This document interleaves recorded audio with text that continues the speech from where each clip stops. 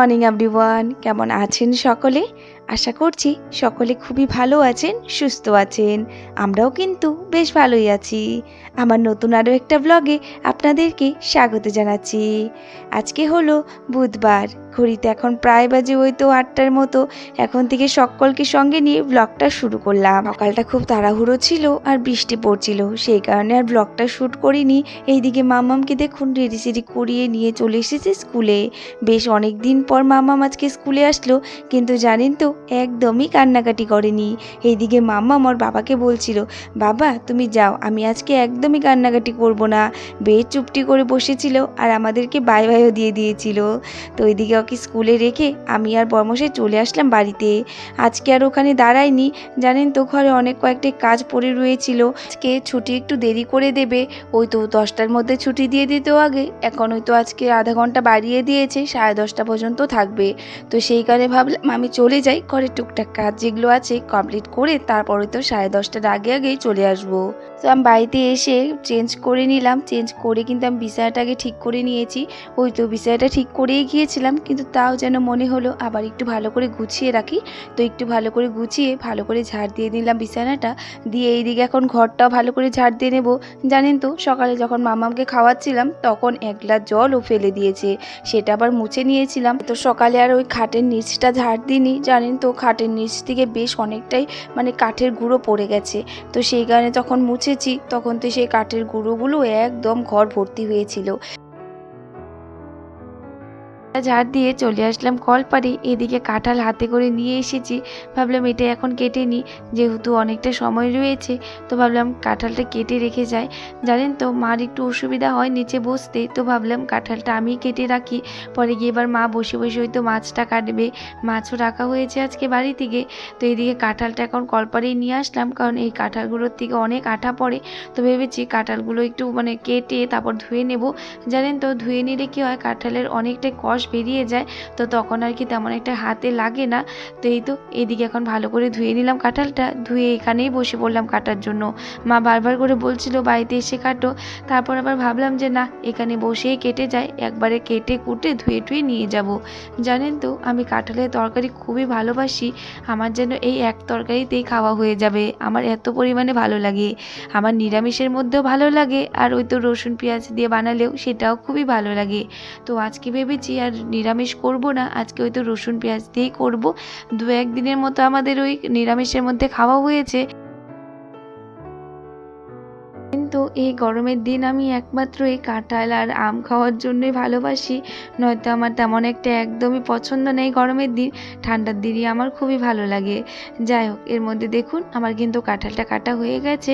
কাঁঠালটা কেটে ভালো করে ধুয়ে নিয়ে চলে এসেছি ঘরে।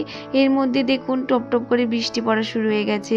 জানেন তো একটু সময়ের মধ্যে এত জোরদার করে বৃষ্টি হয়েছে, ঠিক এই ওয়েদারটা অনেকটাই খারাপ হয়ে রয়েছিল, বৃষ্টি পড়ছিল না, এত অন্ধকার হয়ে রয়েছিল আর অল্প অল্প করে হাওয়া দিচ্ছিল, কিন্তু এর মধ্যে আর একদমই না দাঁড়িয়ে দেখুন জোরদার বৃষ্টি পড়া শুরু হয়ে গেছে।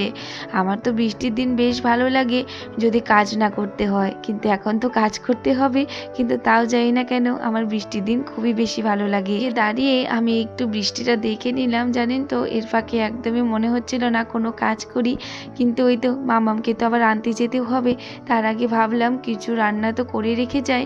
তো এদিকে কাঁঠালটা কেটে রেখে আমি না একটু সেদ্ধ করে নিয়েছি, প্রেসার কুকারে একটা সিটির মতো দিয়ে নিয়েছি, বেশ ভালো সেদ্ধ হয়ে যায় তাহলে। তো এদিকে এখন আলুও কেটে নিয়েছিলাম, তো ভাবলাম আজকে আলু ভাজা করি। মামামের জন্য কি রান্না করব এই ভাবতে ভাবতে তারপর ভাবলাম ও আলু ভাজা খেতে ভালোবাসে, তো কয়েকটা আলু ভেজে নিলাম। আর ওইদিকে তারপর মা বলছিল কয়েকটা সজনা পাতা রয়েছে সকালে খাওয়ার জন্য, আর কি সজনা পাতার বড়া করে নিলাম। বেলা ওই তো সেদ্ধ ভাত করেছিলাম শুধু, আর বরকে কয়েকটা পাঁপড় ভাজা দিয়ে দিয়েছিলাম, আর কিছু রান্না করার একদমই সময় হয়নি। তো এইদিকে এখন কয়েকটা বড়া বানিয়ে নিলাম, মা খাবে আর আমার জন্য রেখে দেব। তো আমি বেরিয়ে পড়েছি মামাকে আনার জন্য, এখন বৃষ্টিটা কমে গেছে, 10:30 প্রায় বেজে আসলো। কিছু রান্না বান্না সব কিছু রেডি করে এসেছি, এখন ঘরে গিয়ে শুধু রান্নাটা করি। আমি তো ঘর থেকে ওই 10টার মধ্যেই বেরিয়ে গিয়েছিলাম। বাবা তো সে কখন থেকে তাড়া দিচ্ছে, চলে যাও নয়তো আবার স্কুল ছুটি দিয়ে দেবে। তো 10টার মধ্যে আমি বেরিয়ে গিয়েছিলাম। ওখানে একটু দাঁড়িয়েছিলাম, সবার সাথে গল্প করলাম। তারপর ছুটি দেওয়ার সঙ্গে সঙ্গেই মামামকে নিয়ে চলে আসলাম বাড়িতে। ওইদিকে মামামকে একটু ভাত খাইয়ে দিয়ে আমি এইদিকে এখন এই যে রান্নাঘরের দিকে চলে এসেছি। জানেন তো বেশ অনেকটাই কাজ আমি এগিয়ে রেখে গিয়েছিলাম। তো ওয়েদারটা খারাপ না, তো সকাল থেকে কারেন্ট ছিল না।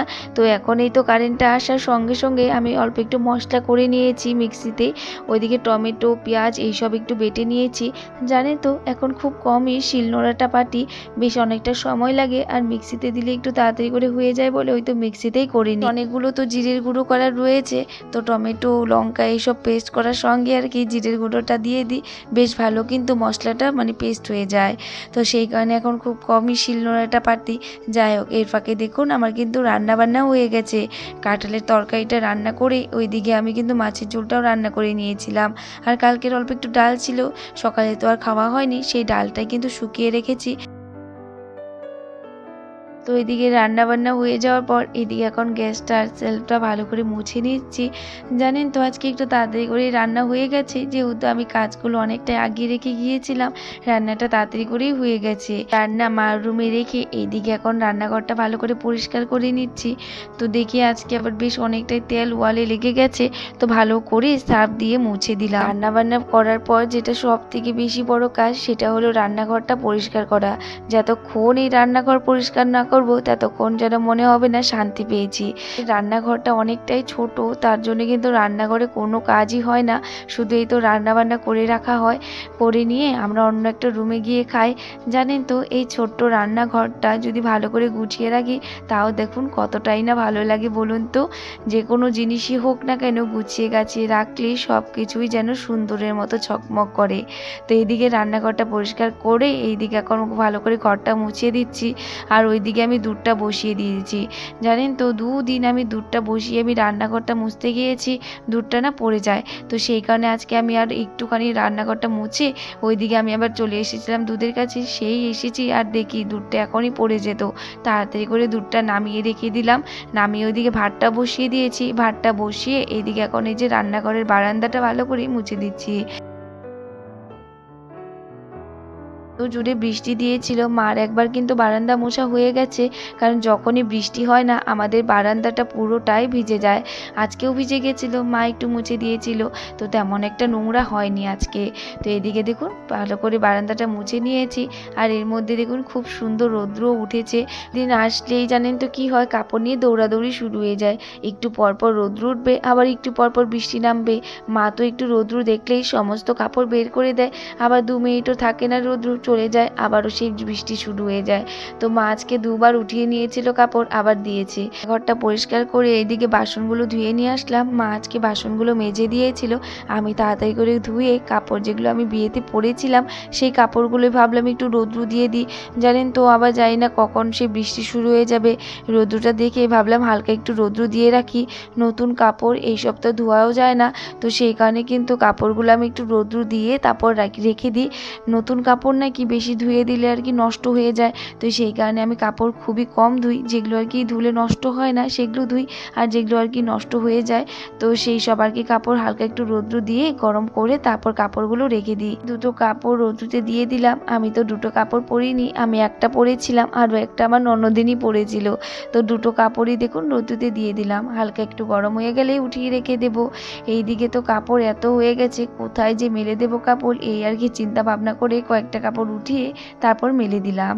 আর এইদিকে আমি আর দেরি না করে মামামকে নিয়ে এসেছি খাওয়ানোর জন্য। জানেন তো মামামের একটা অভ্যেস রয়েছে কয়েকদিন থেকে, যখনই স্নান করবে স্নান করার পর কোনো ড্রেসই পরবে না, এই ড্রেসটাই পরবে, কপির ড্রেসটা, এটা পরেই ভাত খাবে, এটা পরেই ঘুমাবে। মামামকে খাইয়ে ওকে ঘুম পাড়িয়ে দেবো। তো চলুন আজকে ব্লগটাও কিন্তু আমি এখানে এন্ড করলাম। আবারও দেখা হবে নতুন আরও একটা ভিডিওতে, ততক্ষণের জন্য ভালো থাকবেন, সুস্থ থাকবেন। রাধে রাধে।